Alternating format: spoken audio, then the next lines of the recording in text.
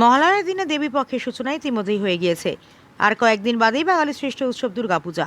দুর্গাপূজা নিয়ে চরম ব্যস্ততা প্রশাসন থেকে সকলেই। গতকাল রাজ্যের মুখ্যমন্ত্রী মমতা বন্দ্যোপাধ্যায় ভার্চুয়ালভাবে বিভিন্ন পূজা কমিটির পূজার উদ্বোধন করার পাশাপাশি 1,10,000 টাকার চেক তুলে দিয়েছেন।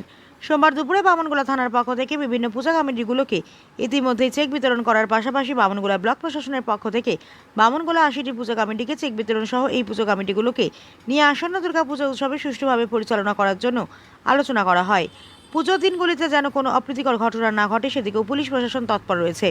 এদিন উপস্থিত ছিলেন বামনগোলা থানার আইসি তরুণ কুমার রায়, বামনগোলা ব্লকের বিডিও মনোজিৎ রায়, বামনগোলার থানা এলাকার সমস্ত ক্লাবের মেম্বাররা।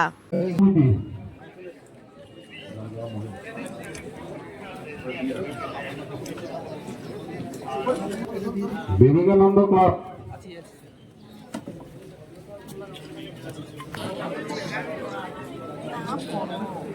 বামনগোলা স্কুল পাড়া, বামনগোলা রাধা গোবিন্দ মন্দির,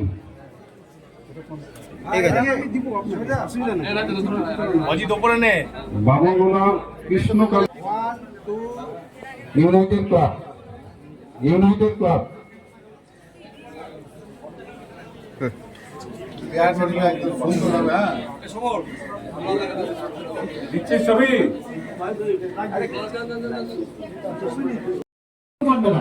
প্রত্যেকটির জন্য আলাদা পোল দিয়ে কানেকশন দেওয়া হবে, ক্রসিং সমস্তটাই কেটে দেওয়া হবে।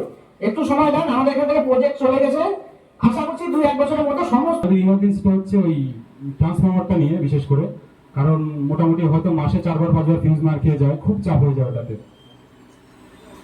ফিউজ মার ইলেকট্রিক সংক্রান্ত কোনো সমস্যা যদি থাকে, কোনো কমিটি, সব কমিটি মোটামুটি এখানে এসছে, যদি থাকে তো হয়তো ইলেকট্রিক সংক্রান্ত কোনো সমস্যা থাকলে প্লিজ বলুন।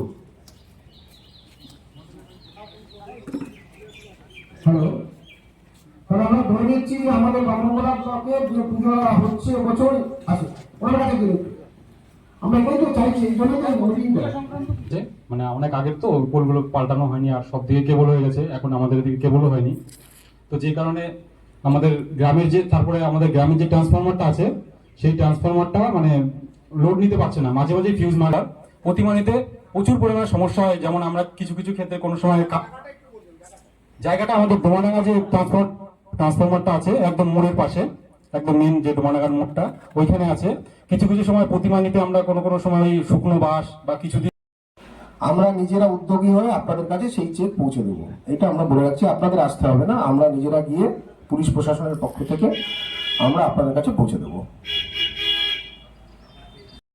এই উৎসবের দিনগুলোতে আমরা সকলে আনন্দ করতে চাই এবং খুব ভালোভাবে আমরা সেলিব্রেট করব, এই উৎসবগুলো আনন্দ উপভোগ করব। তার জন্য কিছু বিধিনিষেধ আইসি সাহেব খুব ভালোভাবেই বললেন যে এগুলো মেনে চলতে হবে। সেটা আপনাদের উপর আরোপ করা হচ্ছে না, সেটা সকলের সুবিধার্থে, যাতে আপনারা খুব ভালোভাবে আনন্দ করতে পারেন, সুস্থভাবে আনন্দ করতে পারেন। এবং আমাদের যে প্রশাসনিক কিছু ব্যবস্থাপনা করার দরকার, সেক্ষেত্রে আমাদেরও সুবিধা। এটা একটা কোঅর্ডিনেশন। আপনাদের সিসিটিভি থেকে শুরু করে সবকিছুই বলা হলো। এবার ইমার্শন নিয়েও কথা হচ্ছিল, যেগুলোতে কিছু ঘাটের আপনারা সমস্যাগুলো করলেন। তো আমি মনে করি আপনারা 2, 3 এবং 4 এই 3টি ডেটের মধ্যেই বিসর্জনের যে ভেন্যুগুলো ফিক্স করেছেন। আমরা এতদিন পর্যন্ত আমাদের পোর্টালে দেখতে পাচ্ছি প্রায় 50খানা যে পারমিশনের জন্য অ্যাপ্লাই করেছেন এবং সবগুলো কিন্তু পারমিশন দিয়ে দেওয়া হয়েছে।